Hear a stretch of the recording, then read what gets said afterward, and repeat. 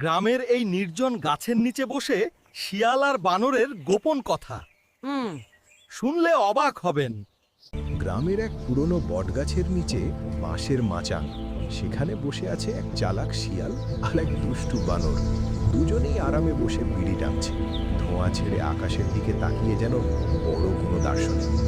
শিয়াল বলল, ওই বানর ভাই, জানিস আমি একদিন এত চালাকি করলাম যে মুরগির খামারে ঢুকে একটাও মুরগি না নিয়েই বের হয়ে আসলাম। বানর অবাক হয়ে বলল, কেন রে, ভয় পাইছিলি নাকি? শিয়াল ধোঁয়া ছাড়তে ছাড়তে বলল, না রে ভাই, ভিতরে ঢুকে দেখি মুরগিরা সবাই মোবাইলে ভিডিও বানাচ্ছে, ভাবলাম আজকাল চুরি করতে গেলেও ভাইরাল হয়ে যেতে হয়। এটা শুনে বানর হো হো করে হেসে উঠে প্রায় মাচাং থেকে পড়ে যায়।